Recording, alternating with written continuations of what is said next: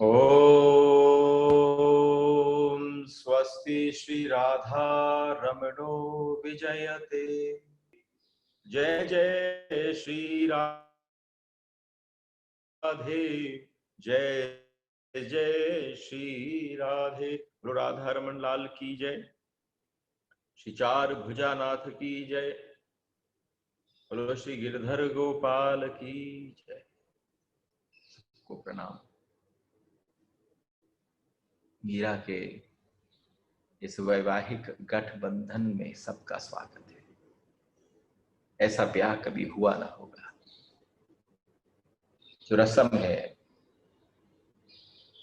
वो साक्षात ठाकुर की तरफ से निभाई जा रही है। जितनी भी तैयारियां हैं जो यह लौकिक जगत में हो रही हो वो प्रत्यक्ष दिखती है, लेकिन जब कहते हैं कि उसके अपने ढंग हैं करने के, सबकी आंखें पोशाकों को, श्रृंगार को, आभूषणों को देखकर जैसे फैल सी गई।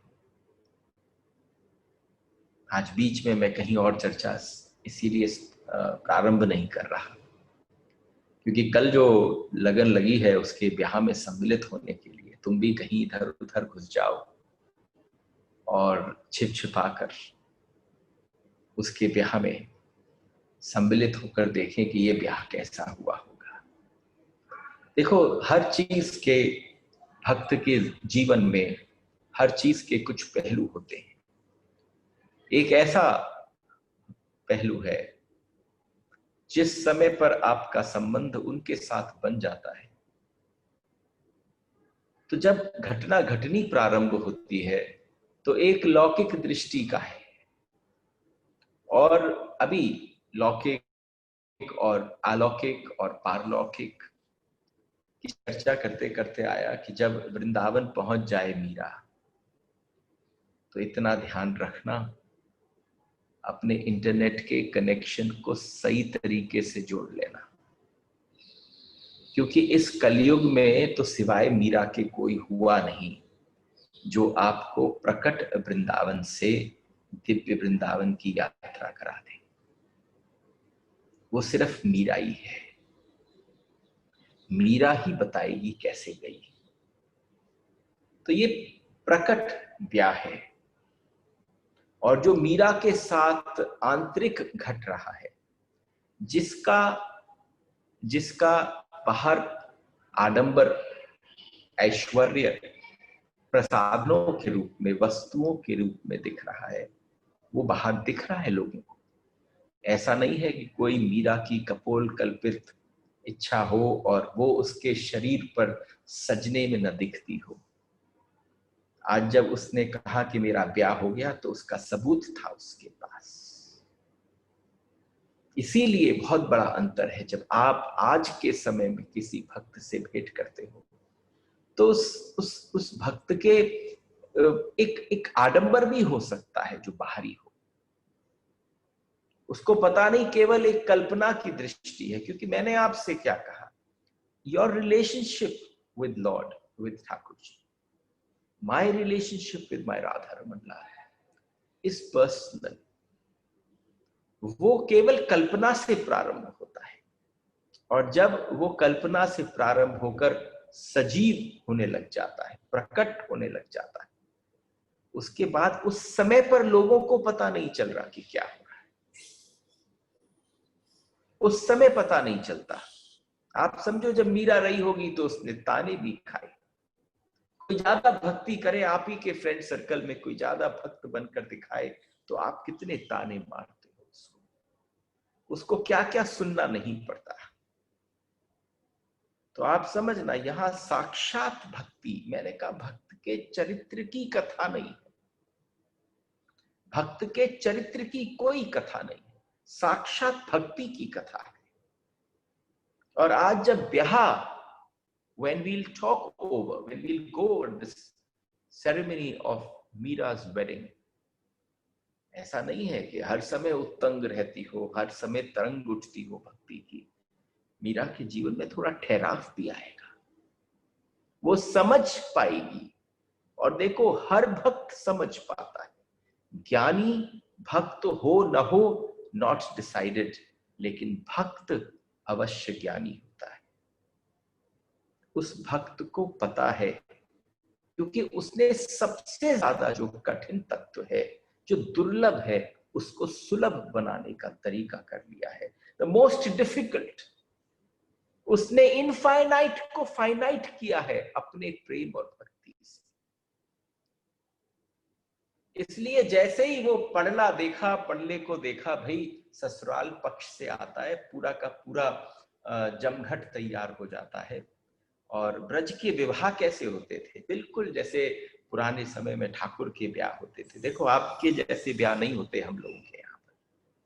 हम लोगों के यहाँ पर तो ब्याह की बिल्कुल रीत अलग होती है। जब पड़ला आया तो सबके सामने सजा दिया गया और पड़ले में एक एक की आंखें तैर गई, फैल गई कि भाई क्या बात है, भगवान ने अगर भेजा है। ऐसे आभूषणों को उठाया जिन्होंने कैसे कैसे आभूषण देखे होंगे, चित्तौड़ी रानी ने, ये मीरा की माँ झाली जी ने, और जितनी भी उनकी काकी भौजाइयां आ गई सबने। लेकिन जैसे ही उन आभूषणों को देखा तो लगा जैसे अभी हम दरिद्र हैं।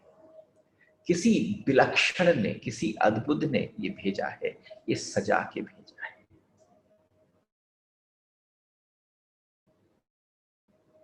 जब सब कुछ आ गया, पोशाकें देखी, अंधेरे में भी सब कुछ चमचमा रहा था। मीरा उसके पश्चात सबको सौंप कर माँ को जो जो चीजें बतानी थी, और सधी सजी धजी दुल्हन की भांति। अरे जब ब्याह होता है तो दुल्हन का श्रृंगार थोड़ी ना उतरता है, वो आपको हजारों में एक दिख जाती है जिसका ब्याह होने जा रहा है।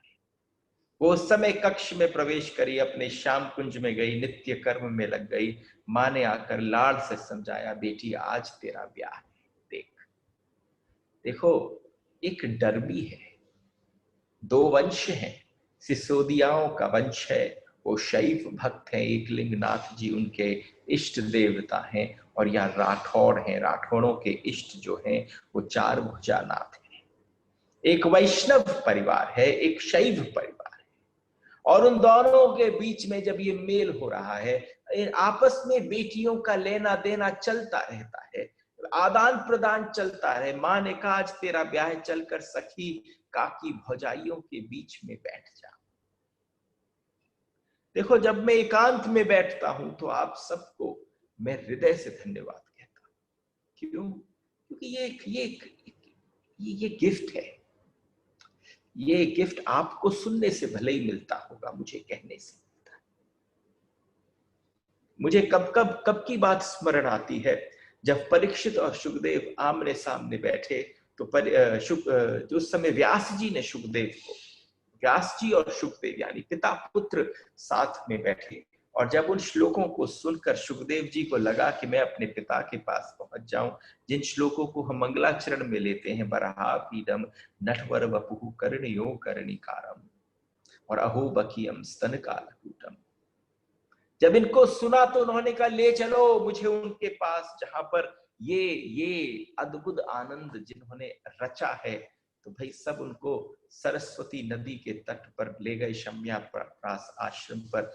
वहां जाकर सुखदेव जी की जिस समय शिक्षा हुई और उनके पिता ने उनको श्रीमद् भागवत का पाठ प्रारंभ कराया, सिखाया कि बेटा ये देखो ये है भागवत की कथा। और जिस समय उन्होंने पहली बार पूरी भागवत जब कर ली तो पिता ने पूछा बेटा कैसी रही, कुछ गई अंदर की नहीं गई?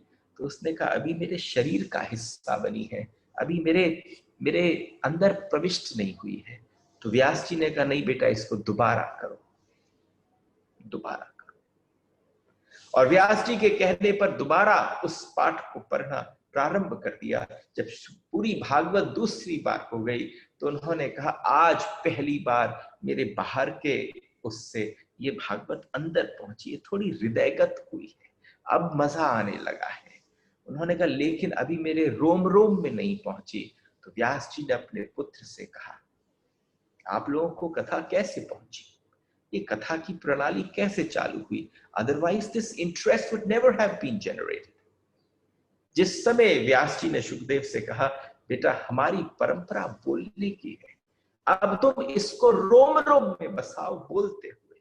जिस समय पर ये कृष्ण की कथाएं हमारे जीवन में आती हैं तो आप समझना कहीं पहुंच गई होगी, लेकिन जब रोम रोम में बैठती है, जो भी भाव की कथा उतरती है, जिसके केंद्र में कृष्ण हो, तो वो रोम रोम से बहना प्रारंभ कर देती है।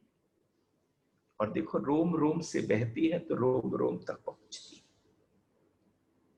वहां पर पहुंची, उन्होंने कहा भाभो अपने अच्छे लगने वाला काम कर रही, मुझे किसी बात की जिद न करो, लेकिन आपसे एक वचन देती हूँ कि आपको कहीं मेरे से शिकायत न मिलेगी। आप बिल्कुल चिंता ना करें, नेघ के समय पर जब भी आवश्यकता हो तो मुझे बुला भेजें, मैं कुछ भी कर रही होंगी उस समय मैं दौड़ कर आऊंगी।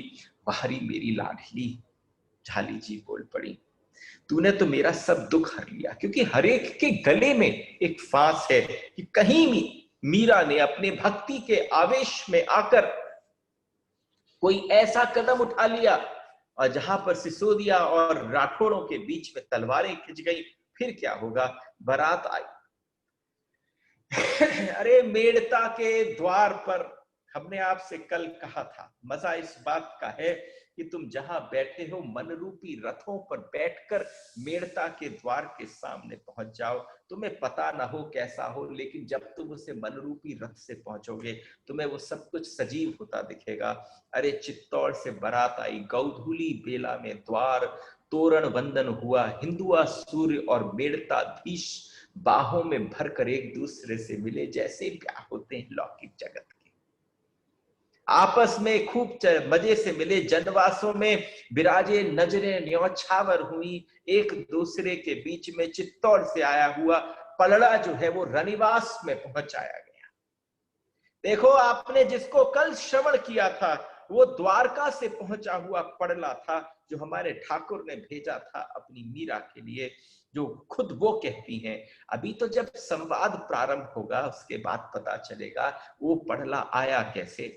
और जिस समय पर ये पड़ला पहुंचा, रनिवास में पहुंचा, सब चकित देखती रह गई। वस्त्रों के रंग, आभूषणों की गढ़ाई और जितना भी उसके अंदर बिल्कुल वैसा का वैसा, केवल एक बात का अंतर था कि मूल्य में जमीन आसमान का अंतर था।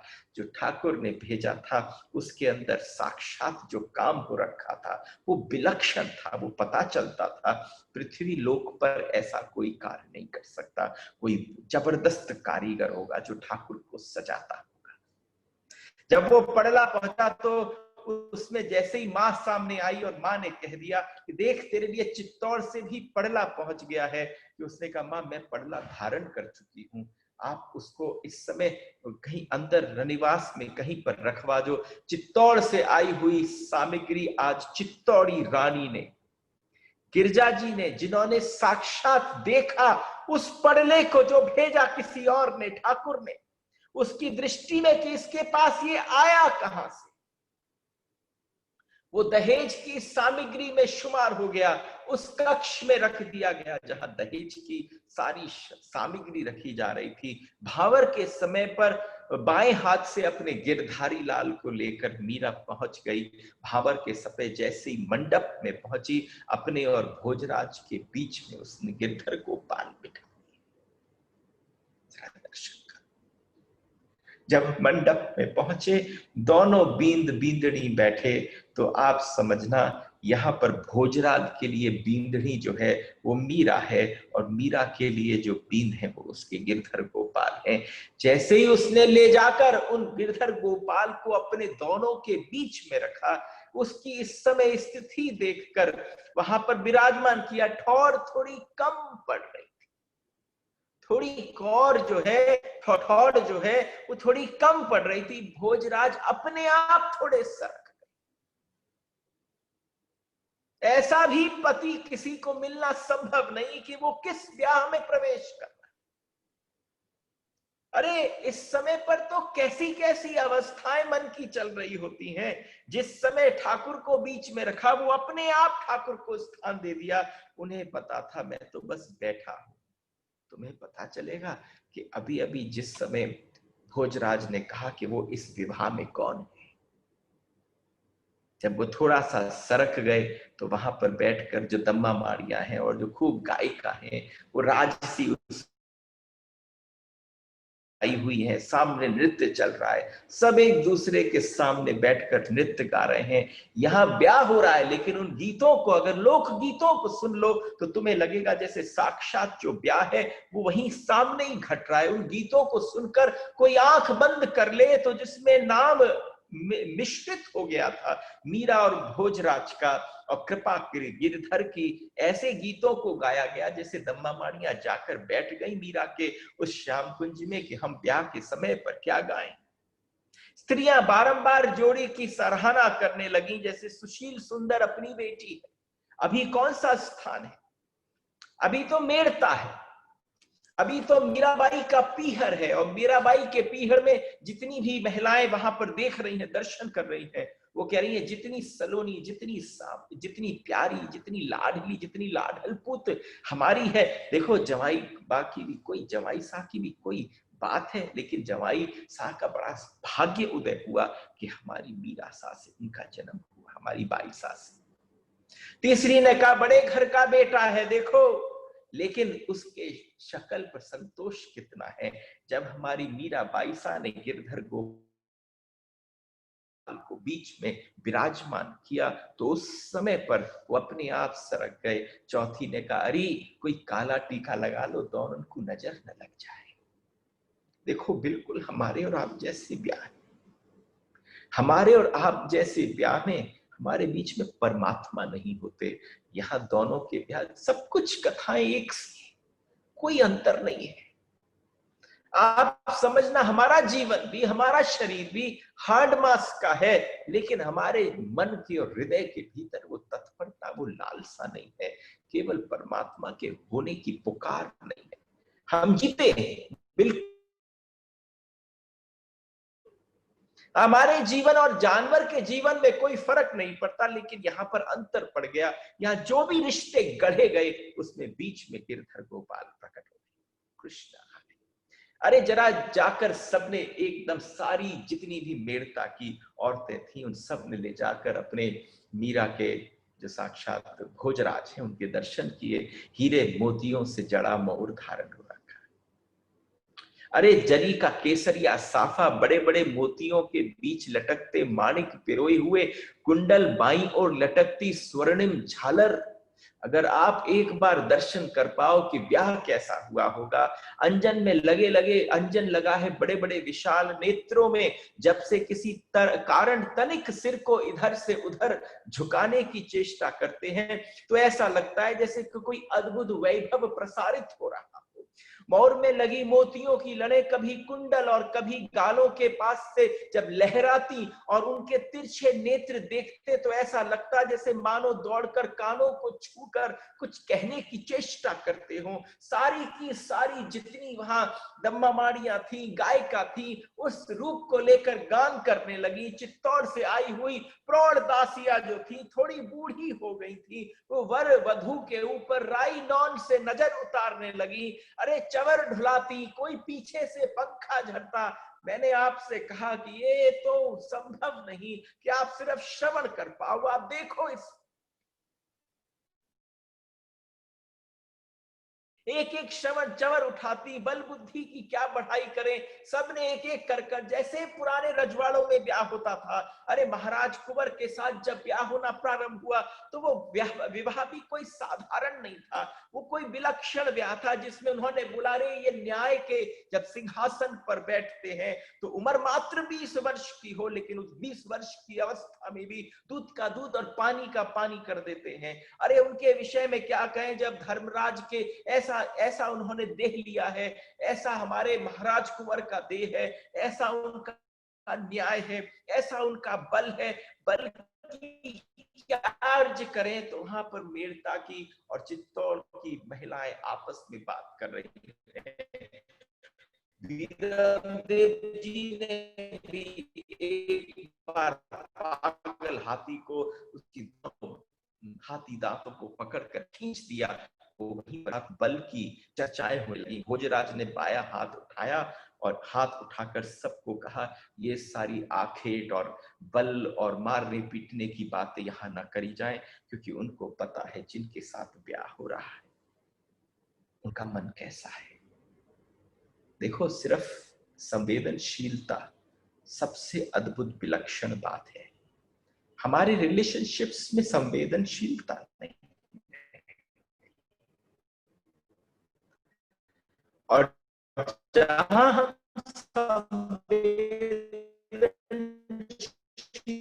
और जब आज ब्याह की बात आसर हो गए, मन से उठकर जनवासे में कुलदेव पिताजी पुरोहित जी को प्रणाम कर लौटे। यहाँ पर दोनों को चारों तरफ से सबने अपनी तरफ से घेर लिया। अभी तक मेड़ता में ही है, दोनों एक कक्ष में पधराया। निश्चिंत मन से मीरा को देखकर भोजराज धीमे पदों से उसके सम्मुख जाकर खड़े हो गए, और सम्मुख जाकर खड़े होकर अब उन्होंने सिर्फ जाकर कहा, मीरा के पास हल्के से झुके जैसे वो दरवाजे के पास खड़ी हों। अब वो विचार कर रही हैं, एक कक्ष में ब्याह के बाद थोड़ी देर के लिए आगे की गतिविधियों के पश्चात थोड़ा सा विश्राम का पल है। तो उन्होंने कहा, मुझे अपना वचन याद है, मुझे अपना वचन याद है। जैसे ही उन्होंने कहा कि मुझे अपना वचन याद है, आप चिंता ना करें, मैं जगत और जीवन में मुझे आप सदा अपनी ढाल बनी हुई पाएंगी। कैसी लीला है। 20 वर्ष का एक महाराज कुंवर है, एकदम एकाएक रूप और लावण्य को देखा। उस श्याम कुंज के भीतर पता नहीं कौन सी बुद्धि, कौन सी कृपा उसके ऊपर उतर पड़ी, जैसे साक्षात गोविंद ने उससे कहलवा दिया कि जगत के लिए तो मैं आपका बींद होऊंगा, लेकिन उस कक्ष के अंदर जहां पर आप ब्याह करके आएंगी चित्तौड़ में, मेरे जीवन में आपके बींद केवल आपके गिरधर गोपाल होंगे। मैं तो मात्र सेवा करूंगा आपकी और आपके स्वामी। आज उस प्रतिज्ञा को दूसरी बार दोहरा दिया। थोड़ा हंसकर वो बोले, यह मुंह दिखाई का नेक है। सबसे पहली बार जैसे ही अंदर पहुंचे और जब उन्होंने मीरा को ब्याह के पश्चात देखा तो छूटते ही बोले, ये मेरी तरफ से नेक है, ये आप धारण करें। और इस नेक को क्या रखूं, उन्होंने अपने खीसे में से हीरे की कंठी निकाली और निकाल कर हाथ में रखते हुए बोले, मीरा ने झरोकी की तरफ इशारा कर दिया कि वहां विराजमान कर दो। यहाँ पौड़ने की इच्छा हो तो अन्यथा नीचे पधारें, जो मन माने वैसा करें। एकलिंग नाथ के सेवक पर मुझे विश्वास धरा है, मुझे घना है। आज मीरा ने जैसे ही सबसे पहली बार उनसे बोला तो उन्होंने कहा, जिस वंश में जन्म हुआ है, जिस वंश में ब्याह हुआ है, उस वंश के इष्ट देवता को सर माथे रखकर, जैसे गोत्र बदल जाता है विवाह के पश्चात स्त्री का, तो आज उन्होंने छूटते ही बोला कि जिस जगह पर अब मैं पहुंची हूं वहां कह सकती हूं, एकलिंग नाथ के सेवक पर अविश्वास करने का कोई कारण दिखाई नहीं देता। मेरे रक्षक और मेरे रक्षक साक्षात गिरधर भी तो कहीं चले नहीं गए, हमारे साथ ही हैं। और उस झरोके में ही उन्होंने ले जाकर सिंहासन के ऊपर अपने गिरधर गोपाल को विराजमान कर दिया। हुक्म हो, भोजराज बोल पड़े, हुक्म हो तो चाकर इनकी भी चरण वंदना कर ले। मीरा ने केवल अपना गर्दन हिलाई और जब मुस्कुराई और स्वीकृति प्रदान कर दी तो एकलिंग नाथ की कृपा है, चित्तौड़ के महल में इनके चरण रज होकर चित्तौड़ हो जाएगा। शैव सिसोदिया और वैष्णव राखोड़ों के बीच में के संग जो पवित्रता का पाठ हम सीखेंगे, उन्होंने वे हीरे की कंठी उठाई और गिरधर गोपाल के अब गले में धारण करा दी। हीरे की कंठी ये पहली न्यौछावर थी हमारे भोजराज की तरफ से हमारे गिरधर गोपाल को, साक्षात मीरा के बींद को, जो प्रथम उनका विवाह के पश्चात कोई तोहफा दे।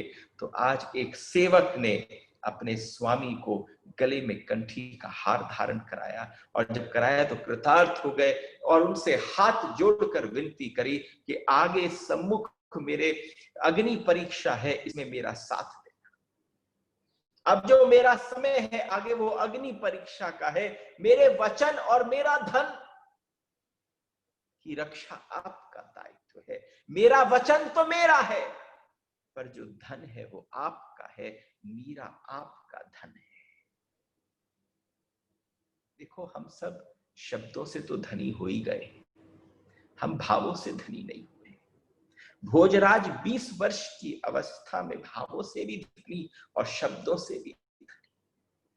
और आप समझना, एक इस संसार के जीवन में तुम शब्दों से धनी कितने ही हो जाओ, लेकिन मजा उस बात का है जिस समय आप अपने भावों से धनी हो जाओ, क्योंकि वो भाव के धन का जो इकट्ठा होना है वो भगवान की झोली में ढाला जा सकता है। मीरा ने मुस्कुराकर अपना घूंघट, जो हल्का सा, जिसमें से दिख भी रही थी मीरा, लेकिन एक बार भी भोजराज ने नहीं कहा कि घूंघट उठाओ, लेकिन जैसे ही कहा उनको सब कुछ दिया।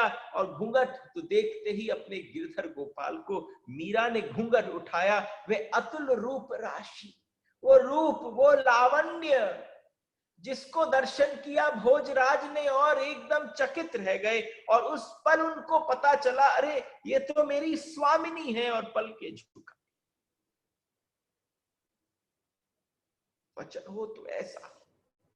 प्रातः कुंवर कलेवा पर पधारे भोजराज के ऊपर स्त्रियों ने प्रश्नों की बौछार लगा दी। छोटे भाई हैं भोजराज के, जिनका नाम है राणा रतन सिंह जी।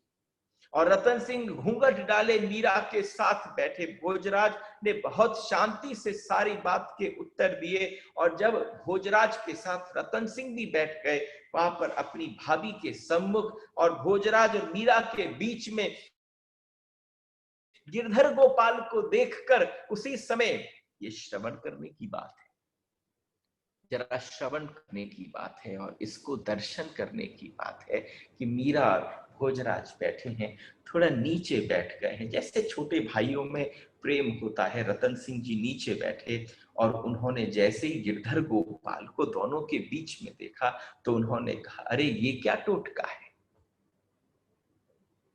जरा श्रवण करना। ये जो वार्तालाप है,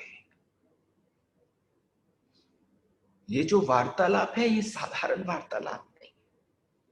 रतन सिंह ने अपने भाई से पूछा, ये क्या टोटका है? तो टोटका नहीं है, ये तुम्हारी भाभीसा के भगवान है। भोजराज ने हंसकर उत्तर दिया, अरे भगवान तो मंदिर में रहते हैं, ये यहां कैसे? इसलिए मैंने कहा यहां पर थोड़ा रुक जाना, यहां पर हम थोड़ा सा बैठकर इस बात को श्रवण कर पाए। अरे भगवान तो मंदिर में रहते हैं ये यहां पर कैसे?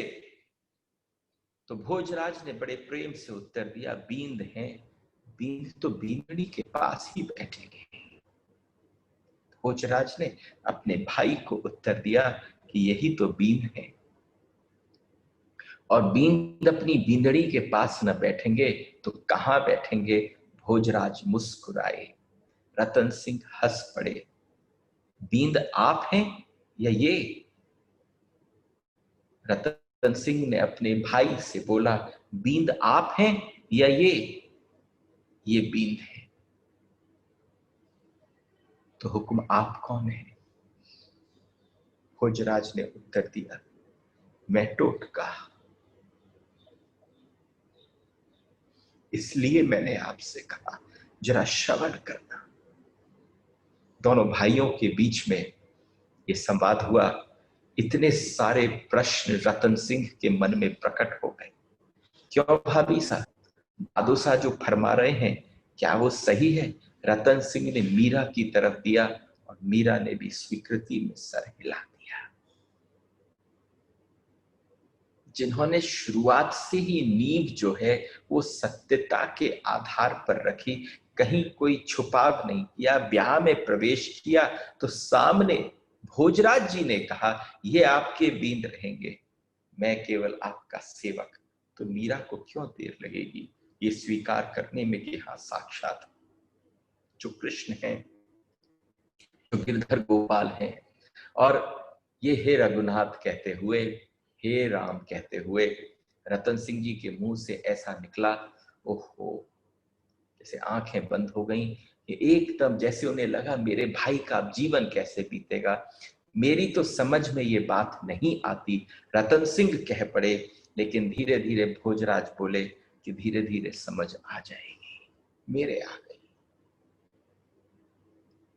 मुझे भी नहीं मालूम भाई मेरे समझ में कैसे आई, पर मेरे भी समझ में आ गई। उसी समय एक कुंवारी लड़की कपड़े की बनी स्त्री लाकर जैसे हास परिहास चलता है, और उसने रतन सिंह जी के पास बैठाकर उनके दुपट्टे के छोर से साड़ी के छोर में एक गठजोड़ा लगा दिया। और बाईसा उन्होंने रतन सिंह जी ने बोला, ए बाईसा, ये बताओ आपके यहाँ आने वालों को लकड़ी या कपड़े की बिनड़ियां ही दी जाती हैं? क्योंकि साक्षात जो सामने विराजमान थे वो पीतल का विग्रह था। तो उन्होंने ऐसे ही पूछ लिया, अरे क्या बताएं, कहीं मेरी भाभी साहब ही तो कपड़े की नहीं है, जरा एक बार उनको देख तो लूं। वो जैसे ब्याह के बीच में हास परिहास चलता है, वह हास परिहास चलता रहा। और उसके बाद सब बीच में हंसी ठिठोलियां होती रही। हंसी ठिठोलियों के बाद चित्तौड़ की स्त्रियां और मेड़तियों के नाम ले लेकर गालियां आरंभ हो गई। अरे आप आओ, आप तो ब्रज आए नहीं, अगर आप एक बार ब्रज आओ और ब्रज में आकर देखो, अरे आप एक बार होली पे आओ और जब बरसाने में ऊपर चढ़ो नारदी जी के मंदिर में, तो ऊपर पहुंच के देखोगे कि एक दिन उत्सव होता है जिसमें बरसाने और नंदगाम के आपस में बीच कर केवल गालियों का आदान प्रदान। तो यहां पर भी जैसे विवाह में होता है, सामने गालियों का आदान प्रदान हो गया, लेकिन सब अपनी गरिमा में विराजमान होते हैं। और उस समय जब बैठे तो प्रथम ग्रास देने की, पहला गस्सा खिलाने की बारी आई।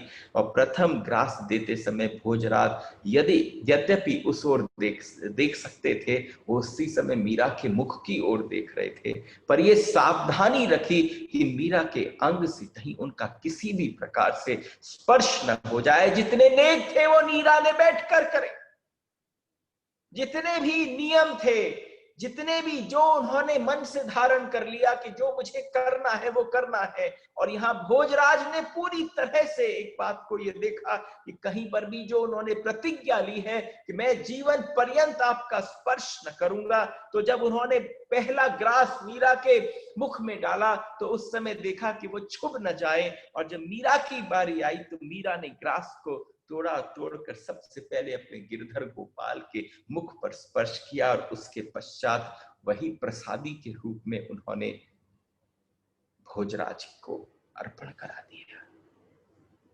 ये पहली ग्रास की हुई।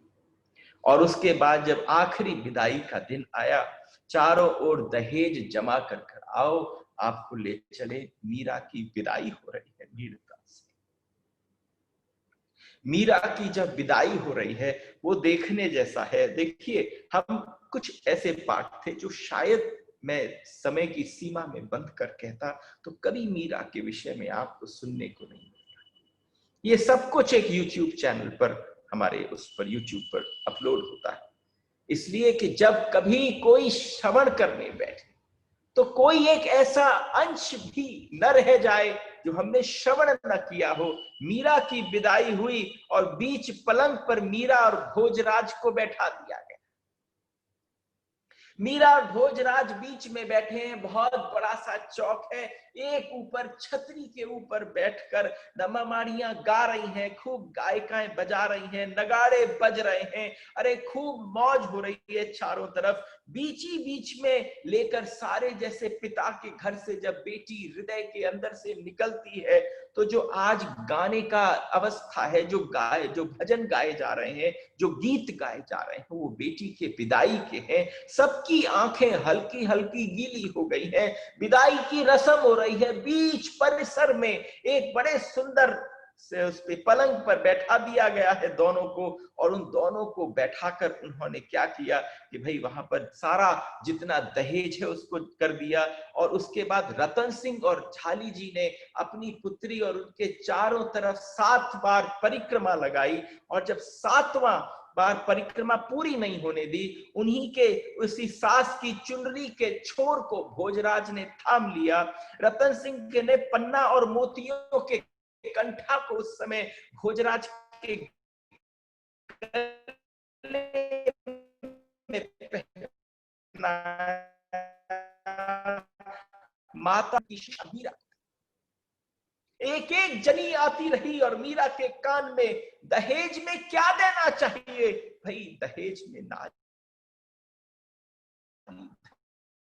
धर्म की शिक्षा देनी चाहिए, और पुत्र को जिस को कैसे रखें ये शिक्षा भोज आज को प्राप्त हुई। देव आए, विदाई का जो माहौल होता है वो सबके लिए गमगीन होता है। I just have to stop myself because I literally want to speak this portion. तो जैसे ही हीरम देव और रतन सिंह जी और रायसल और रायमल और जितने भी चाचा और ताऊ हैं वो सारे के सारे आए शगुन के रूप में। उन्होंने मीरा के हाथ में स्वर्ण मुद्राएं भेंट करना प्रारंभ किया। मां ने चांदी के सिक्के पल्ले में बांध दिए। मीरा ने चरणों में प्रणाम किया तो रतन सिंह बड़े भाइयों की उपस्थिति को आज भूल गए। आज स्मरण हो रहा था पूरे मेड़ता को कि जब मीरा का जन्म हुआ तो रतन सिंह छुपे छुपे डोलते थे, मीरा के जन्म की खुशी की बधाई भी ना ले सके।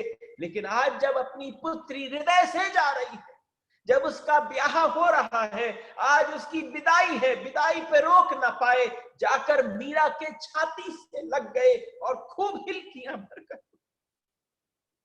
भाई जो संस्कार उस समय के थे, आज से 500 वर्ष पूर्व का भारत कैसा रहा होगा। कोई पिता अपनी पुत्री को स्पर्श भी न करता था, लेकिन इस समय पर सब कुछ भूल गए और ले जाकर अपनी पुत्री को गले से लगाया और रोने लगे। वीरम देव ने कहा ससुराल में जाकर माँ बाप को बेटी के कारण ही यश प्राप्त होता है। बेटी देखो, जब जब हम यहां पहुंचते हैं तो मुझे हमेशा स्मरण आ जाता है सती और शिव के ब्याह की।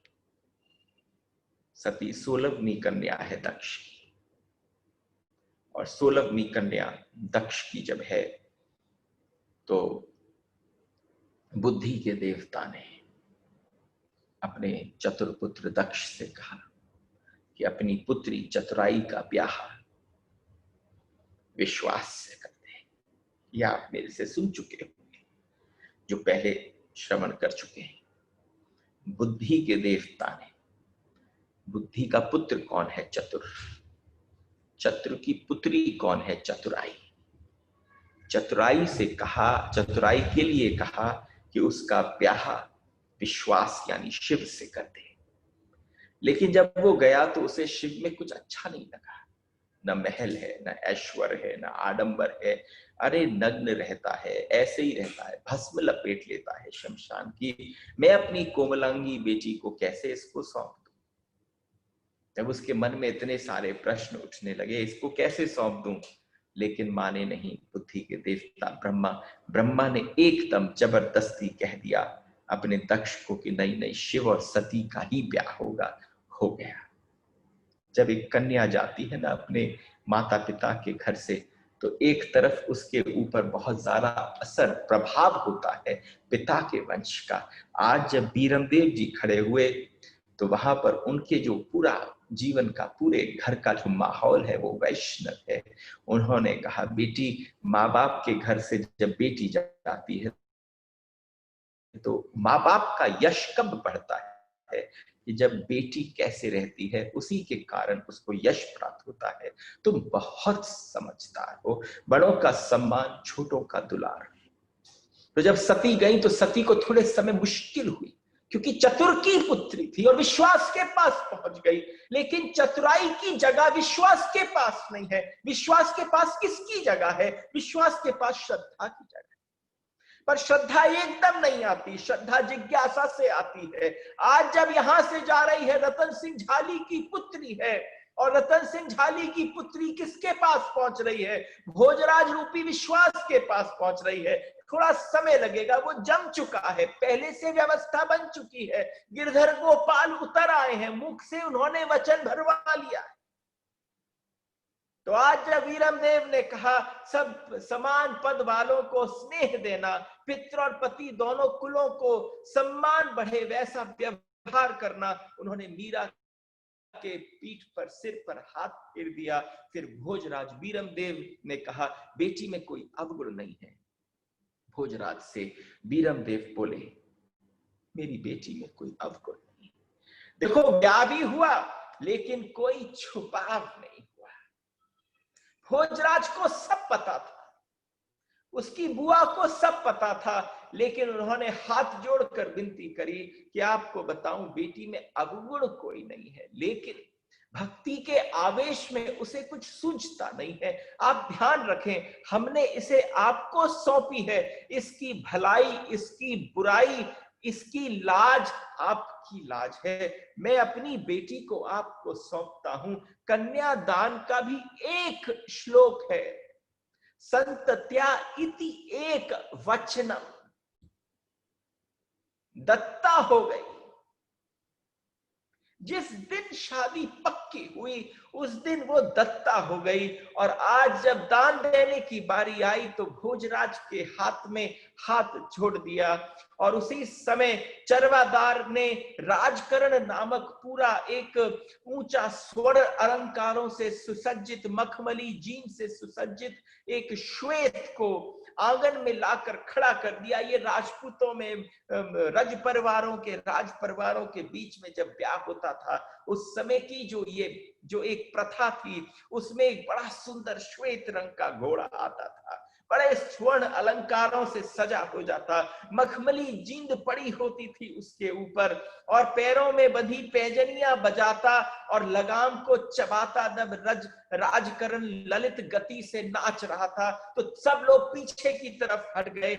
एकदम भोजराज उछलकर उस पर सवार हो गए, क्योंकि राजपूत हैं, उनकी सवारी अश्व है।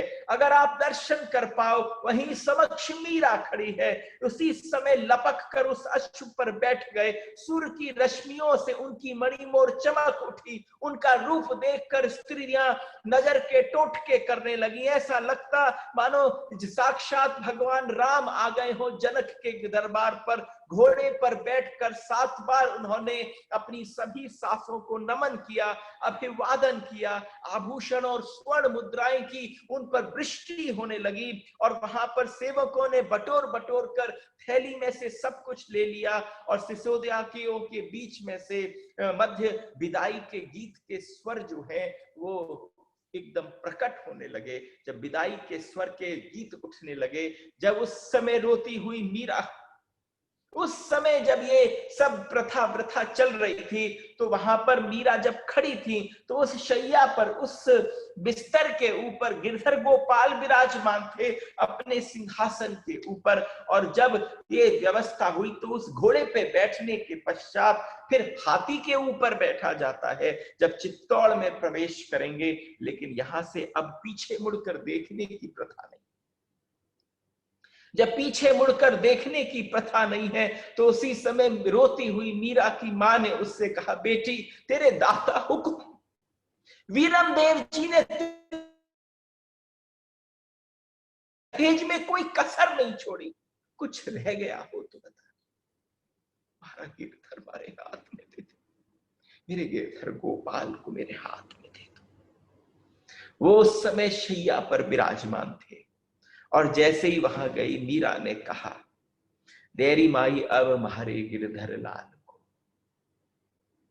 उसे दहेज से कोई मतलब नहीं, उसे आभूषण अलंकारों से कोई मतलब नहीं। उसने सिर्फ मां के आगे हाथ जोड़कर कहा, देरी माई हमारे गिरधर गोपाल को, प्यारे चरण की आन करती हो, न दे मणिलाल, ला अब मेरे मणिलाल को मुझे दे दे। जिस समय मीरा के ने अपनी मां को बोला, ठाकुर जी को भले ही ले जा बेटी, हम कौन होते हैं तेरे और तेरे गिरधर गोपाल के बीच में आने वाले, तू ठाकुर को अवश्य ले जा, पर उनके पीछे पगली होकर अपना कर्तव्य न भूल जाना। देख ये कार्तिकेय जैसे गुणवान रूपवान तेरे को बींद मिले हैं, पति मिले हैं, सदा उनकी आज्ञा में रहना, इनकी सेवा करना, सास ननद का आदर करना। दास दासियों पर दया करना, सबकी प्रिय बनकर रहना। मां से जो बन पाया, जो रुधे हुए कंठ से स्वर निकले, भाभियों बहनों ने मियाने में बैठाया। मियाने का मतलब होता है पालकी में बैठाया। जरा एक बार, क्योंकि समय भी हो रहा है, अगर मैं आपसे कहूं कि आप देखो मीरा की विदाई कैसे हुई, बिल्कुल दृश्य ऐसा लगे जिस समय जैसे साक्षात गोविंद के पास कोई चलकर पहुंच रही। यहाँ पर बड़ी सुंदर एक पालकी, मियाने कहते हैं उसको, जैसे ही उस पालकी को बैठाया गया, बुलाया गया, तो मंगला ने सिंहासन समेत गिरधारी लाल को पालकी के भीतर मीरा के सम्मुख विराजमान कर दिया।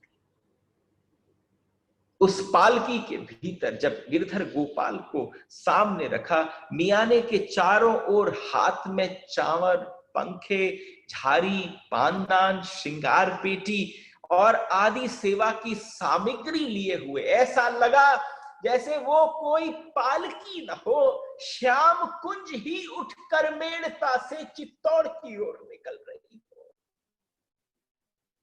अगर आप दर्शन कर पाओ, और ऐसा लगा वो सारी दासियां सजाकर कृष्ण ने भेजी हो, उनका श्रृंगार किया हो। और जब कृष्ण चलते हैं तो कृष्ण कैसे चलेंगे, चारों तरफ की जो सजावट थी, उस सज्जा को देखकर किसी की आंखें ऐसे फैल गई, तर गई कि ये दृश्य कभी न देखा।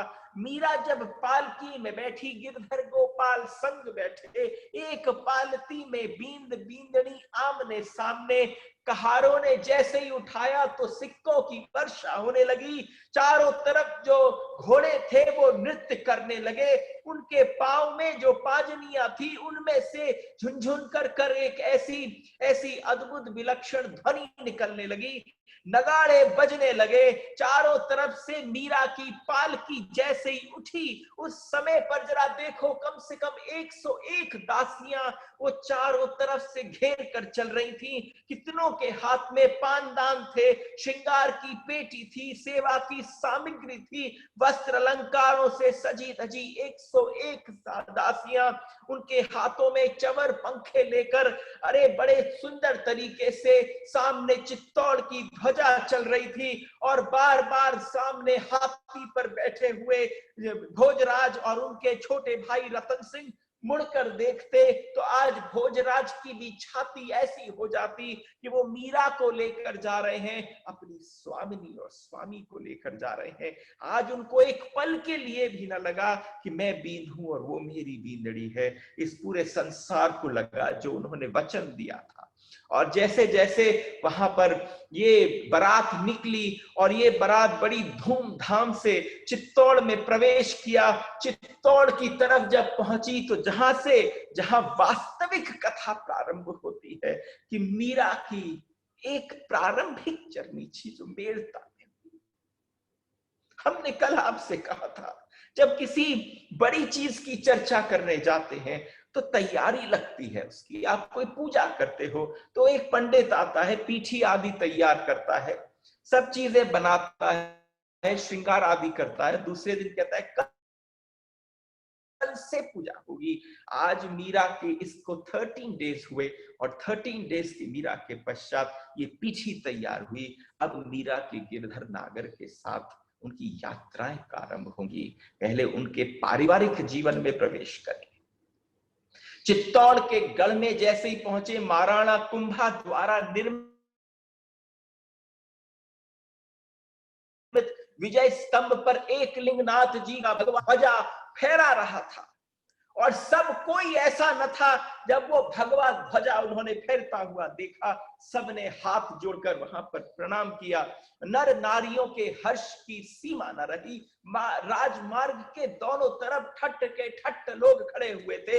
हर वेश में भोजराज रतन सिंह के साथ विशाल गजराज पर विराजित होकर सोने के सिंहासन पर बैठते हुए उनके पीछे दादा राणा सांगा के काका सूरजमल और सारंगदेव चवर ढुरा रहे थे। अटारियों में होती पुष्प वृष्टि हो रही थी। उस पुष्प वृष्टि के बीच में मंगल ध्वनि हो रही थी, वाद्यों की मंगल ध्वनि से और विप्रों के शुभ आशीर्वाद से चारों तरफ खूब सारे पंडित मिलकर खूब खूब उद्घोष स्वस्ति वाचन आदि पाठ कर रहे थे। उन्होंने राजमहल के द्वार पर हाथी से उतरकर मीरा के साथ जब महल में प्रवेश किया, प्रवेश के समय पर मीरा के देहरी पर ठोकर लगी। खम्मा अन्नदाता कहते हुए दासियों ने संभाल लिया और सारी स्त्रियां जो हैं वो वहां पर खड़े होकर गीत गा रही हैं।